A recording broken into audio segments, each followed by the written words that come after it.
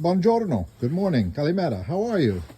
I'm Gary Alex, GaryAlexAudio.com.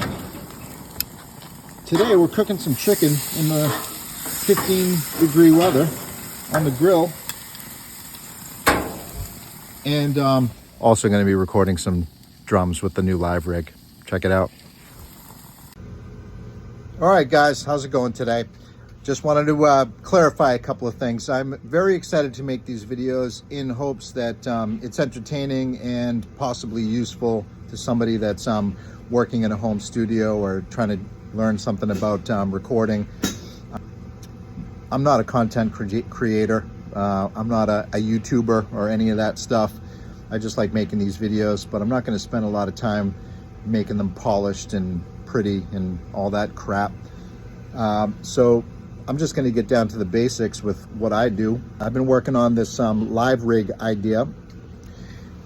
This little guy down here, I showed you that yesterday.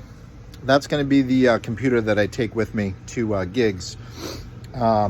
It's old and it's going to run on Reaper, so I'm going to record with Reaper and then transfer the files into Pro Tools for mixing. That's the intention. I'm also planning on just bringing this Steinberg UR-A24. I'm not going to bring all the racks. I'm just going to try to keep it as light as possible. That's the goal, is to record a live band with 8 tracks, and we'll see how it goes. So here's another experiment today. So today I ended up micing the drum kit up with just 2 mics. We're going with mono, partially because of, like I said, the limitations to 8 tracks, but also you can get some pretty cool sounds with just a mono drum kit. It's easy to set up. You don't really have to worry about phase issues, and you got a kick and snare drum that's centered, and you don't have to worry about any of that stuff. I'm just using this microphone right there. It's Biodynamic M201. You can use an SM57, whatever. It's a great microphone, and I put it there because it captures everything: snare drum, all the shells, and the cymbals get picked up as well, but not that much, which is great.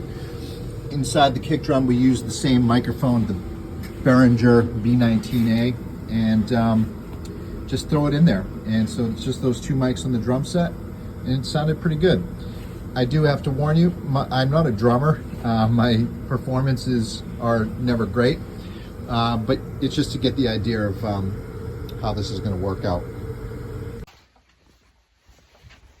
I got another reason why it's cool to record in mono, and that is basically because most people listen to music on their phones or on their laptops or whatever. Like, it's not hi-fi, like it doesn't really matter, which is why I have no problems with using the Steinberg UR-A24. I feel like it's a decent preamp.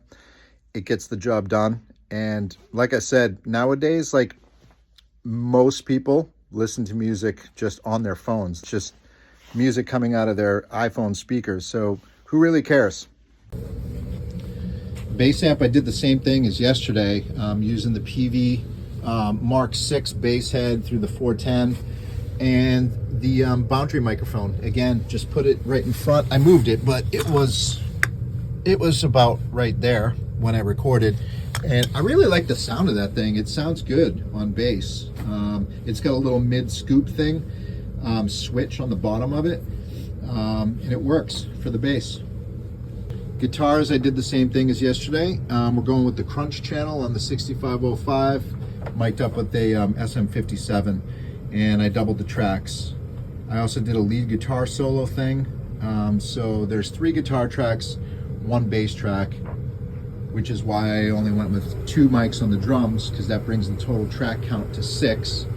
And I did 2 vocal tracks. That's 8.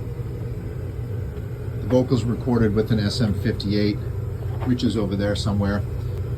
Tried to bang this out real quick, and just to get an idea of what 8 tracks would sound like.